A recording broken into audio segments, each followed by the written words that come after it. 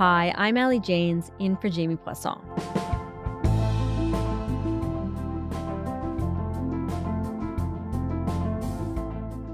It's been a tough few months for Tesla. Last week, Elon Musk's company put out its first quarter earnings report. And to summarize, things are not great.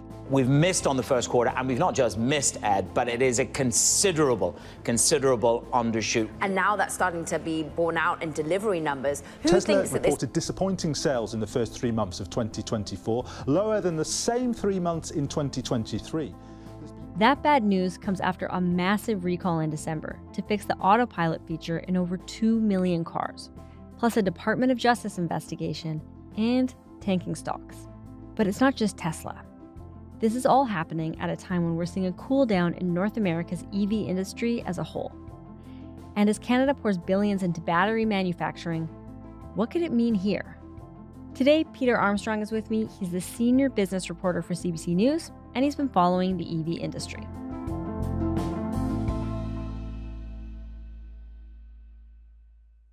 Peter, always great to have you. Thanks for coming on. Nice to be back in the Front Burner Studios.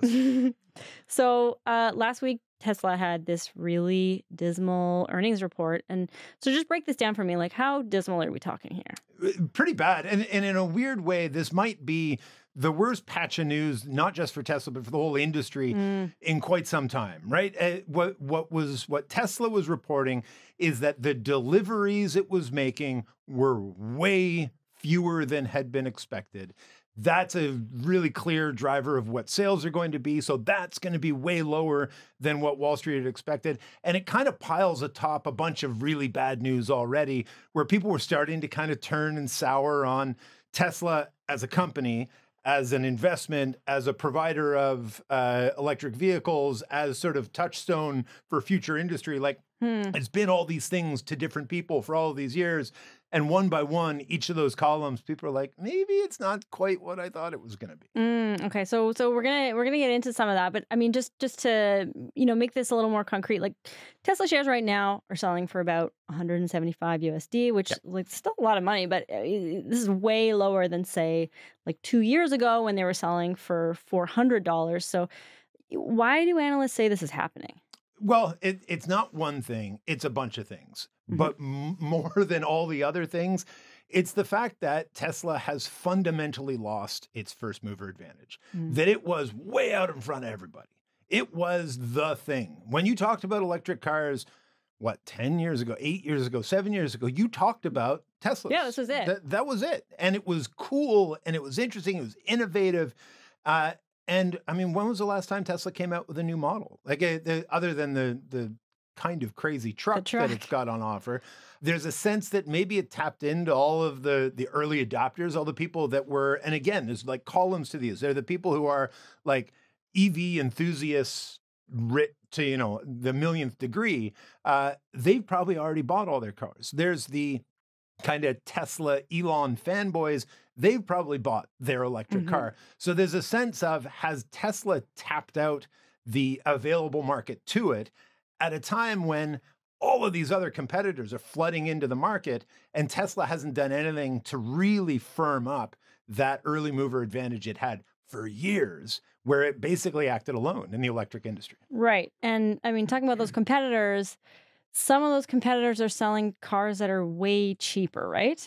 You really have to think about the EV market in two spheres. There's the China situation, and then there's kind of the rest of the world.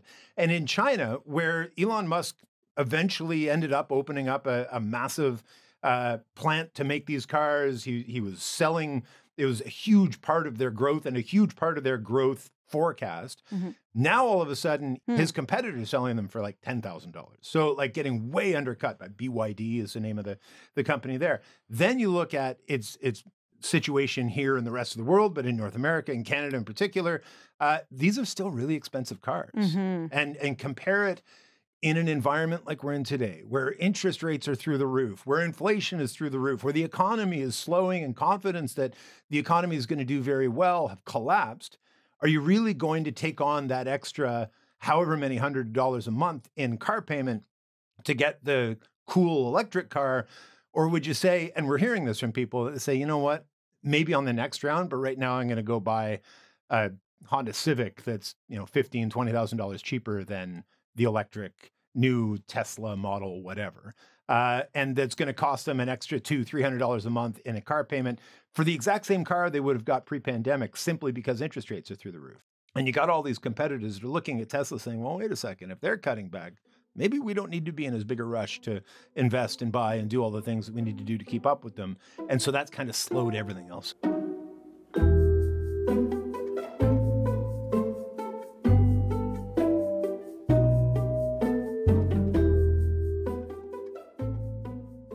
Let's stick with Tesla for a moment here, because, I mean, this company in its own right has also had some big hits to its reputation, right? Like probably the most serious issues are around the autopilot function of its cars. Tesla is recalling 2.2 million vehicles, which is nearly all of its electric vehicles in the US. The recall comes after a series of horrific accidents involving Tesla's autopilot feature.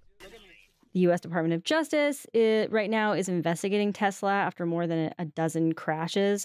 Just on Monday, they settled a lawsuit over a fatal crash that involved that technology. Filed by the family of a former Apple engineer who died in 2018 after his Tesla Model X veered off the highway going more than 70 miles an hour.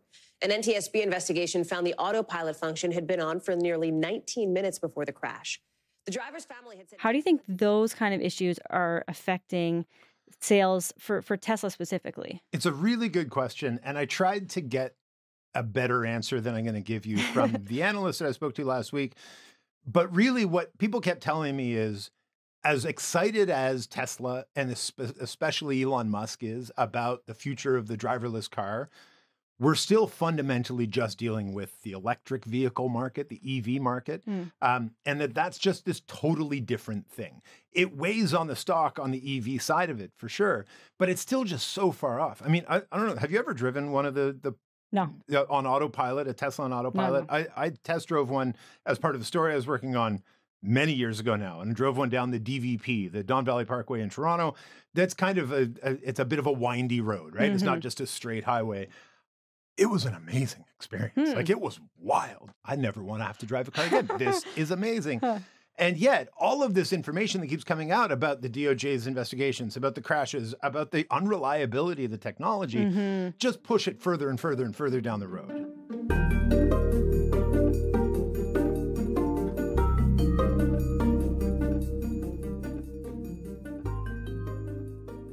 So, you were talking earlier about how Tesla's maybe kind of like missing the moment in some ways, or they're not sort of like meeting the market where it's at. We're in this moment of really high inflation, and that's obviously a big part of what this moment is. So, like, I was pretty surprised to see this reporting from Reuters this past Friday that said Tesla is scrapping plans to build a cheap car, which is this thing that, Elon Musk has been talking about since the very earliest days. One of the things that troubles me the most is that we don't yet have a truly affordable car, and that is something that we will make in the future. But in order to do that, we've got to get the cost of batteries down. We've got to and we've got to be better at manufacturing. And he's like, this is the master plan. We're gonna put out these luxury cars first to fund this cheaper car. This is the dream. So what is going on here? So, right. It was foundational and literally written into the kind of the mission statement of Tesla is that we're going to sell super expensive ones to the early mover adapter types so we can fund selling a cheap one to the mass market. Mm-hmm. And Reuters has this announcement saying that they're going to scrap this. They didn't get a comment from Tesla for the article. Almost immediately after the article came out, Elon Musk went on Twitter and said, not true, not happening, but gave no more information than that. It is a perplexing situation because if you look at what do you need to do to sort of democratize, to gain all of that access to a mass market? Because like I say, it's one thing to convince the guy who's been waiting for a Tesla his whole life and he's super excited about it and he thinks Elon Musk is this genius who's going to change the world. Yeah. Selling that person a car is easy. Selling an electric vehicle to the suburban parents in outside of Edmonton or in Whitby or in Halifax that just need to get the groceries and get their kids to soccer practice and go to work 3 times a week. Getting them on board is a very different struggle. And it requires not just a different vehicle, it requires a different approach. And we had always sort of thought that approach was coming. And here we are with Reuters at least saying that approach isn't coming, and it certainly isn't coming right now. And it's not coming right now at a moment when there is an expectation that the market isn't just getting flooded now, it's going to continue to get flooded. Today in North America, there's 50 some. And by the end of the 2020s, by 2030, we're going to see 141 different electric car vehicles flooding into the market, totally different brands of vehicles. We talk about the slowing rate of growth, and I think people mistake that for slowing growth. Mm-hmm. Growth is not slowing. The market is growing. The question of pace of growth is the only thing in question. But if you're spreading that out over so many more brands that are selling these things, then it gets an awful lot harder to make a profit. Yeah, because I want to talk to you more about this because, I mean, we've, in the past few months, been seeing a lot of headlines that are like electric car, market is slowing down. There's not the same amount of growth that was expected. In August 2023, it took about twice as long to sell an EV in the U.S. as it did the previous January. The survey by AutoTrader found the number of Canadians who didn't own an EV but planned to buy one dropped from 68% in 2022 to 56% this year. I mean, it sounds bad, right? Like in January, Ford slashed production of its electric pickups in half. Ford is taking its foot off the gas, delaying plans to produce electric vehicles out of its Oakville, Ontario plant by 2 years. Ford says the extra time will allow for EV demand to pick up. The union representing the car rental company Hertz says that they're selling off about 20,000 electric vehicles. So that sounds not good, right? That doesn't sound good, yeah, no. It sounds and it doesn't jive with what all of them are saying about growth. Like GM cut its production and said, we're just not going to make as many of these as we were or as we intended to. At the same time, the CEO, Mary Barra, on an earnings call, actually gave their numbers for growth. It's like the growth is going to be like 17 or 18% year over year. That's solid growth. And if you're trying to sell into that and you're one of 8 players, you can probably stand to sell a bunch of cars, make a bunch of profit. Everybody comes away happy. Mm-hmm. But if you are one of 140 people standing on the side of the road trying to get the attention of a slightly growing market, that gets a lot harder to make money. It gets a lot harder to convince people to invest. It gets a lot harder to convince companies to say, we're going to divert money and investment from Project X into Project Y because we think we can really tap into that market. And at the end of the day, the biggest selling vehicle in North America right now is the Ford F-150 pickup truck.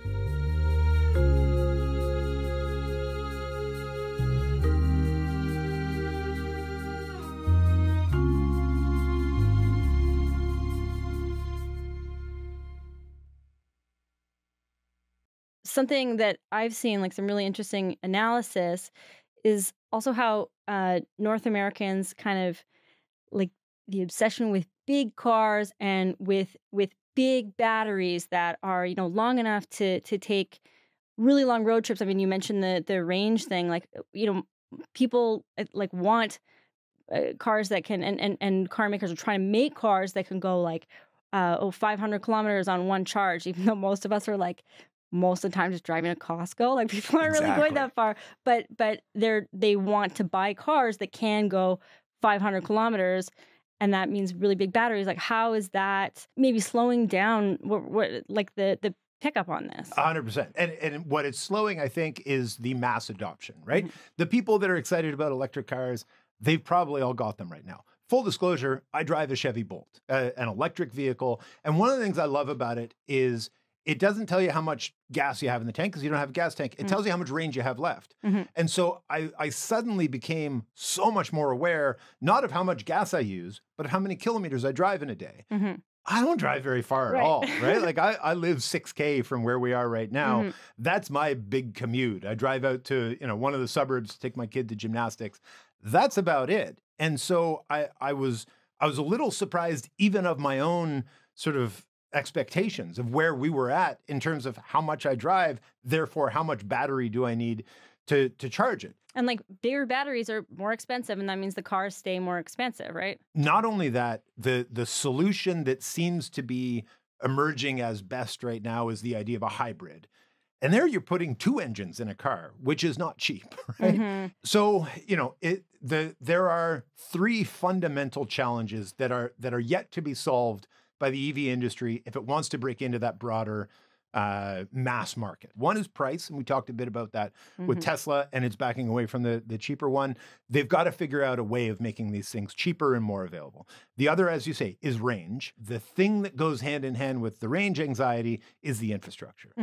What have we done to build out that infrastructure, take away some of that range anxiety? And the infrastructure that we do have, in terms of so many of those chargers that are out there, you go to a highway stop and you can plug in. A lot of them don't work. A lot of them take time, take way longer. In the winter, it takes longer to charge. So there are three fairly easy to solve problems, but still to this day, problems that act as obstacles for the growth into that mass market. Just to summarize, by range anxiety, we mean like we need a car that right now has a big battery, therefore more expensive, so that you can get further on one charge.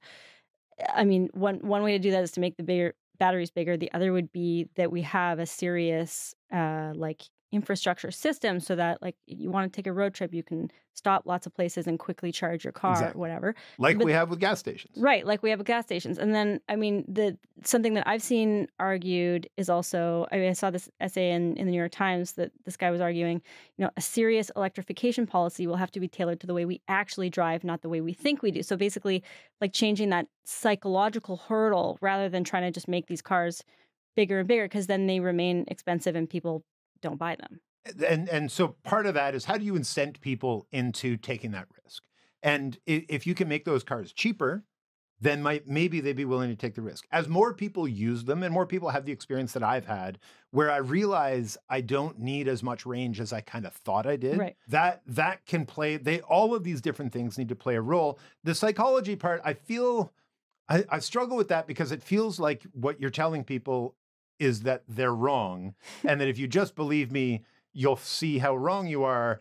That's never been a winning argument to convince somebody to spend money, even especially piles of money, even if it's right. You need to make a better case. And on that front, for all we say about Elon Musk and the figure he's become in kind of the culture wars in the US, for all we can say about the stock of Tesla going from $400 down to $160, back up to $170 so this week, that company did more to change the way people think about electric cars than anybody had before. Now, you have all of these upstarts that are coming behind them. You have all the legacy players coming in behind them. And in a lot of ways, Tesla is becoming the legacy player of the EV industry. And GM is trying to do to Tesla what Tesla did to GM 10 years ago. As we sort of figure all that out, I do think it's important to just sort of put a circle around that company did a lot to change the way we think about the EV industry. It's ripe for disruption now, and we'll see what happens with it. But boy, it did a lot of the heavy lifting in the early days.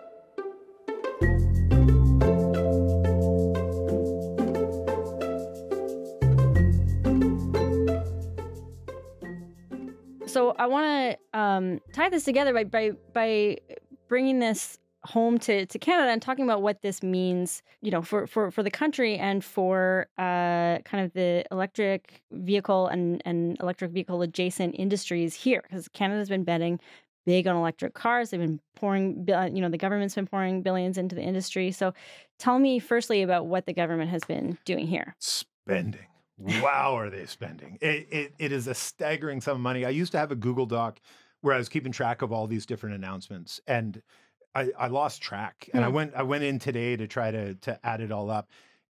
I don't have the figure, and I'm usually pretty good at staying on top of these. It is billions of dollars. And it's not just the Stellantis battery plant. It's not just the Volkswagen plant in St. Thomas. Look at the one happening in Quebec. The deal with Swedish company Northvolt took major investments from the federal and Quebec governments, $2.7 billion combined. And there could be billions more in incentives once production begins. What is important is that... And the argument on the investment side is we know where we're going.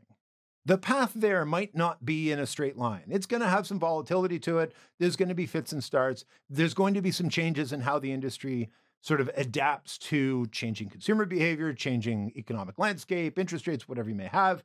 But that if this is the direction we're moving in, then we need to get out in front of it now. And the pushback against it is you're spending billions of dollars to incent these foreign companies to come build here rather than spending billions of dollars to prop up more local companies, the parts providers and the existing parts of the auto industry that has done so well over these past however many years.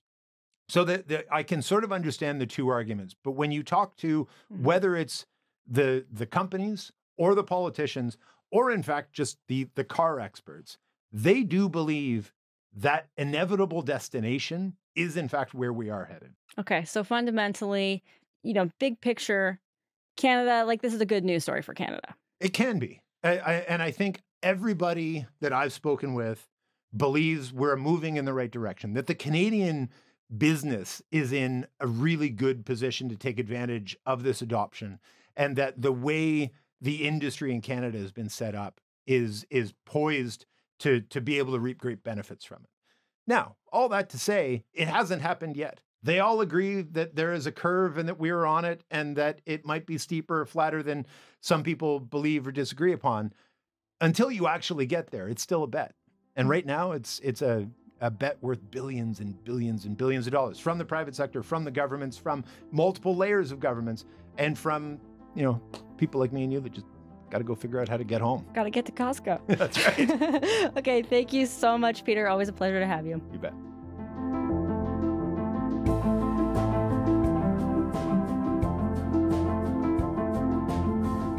All right, that's all for today. I'm Allie Janes. Thanks for listening to Front Burner.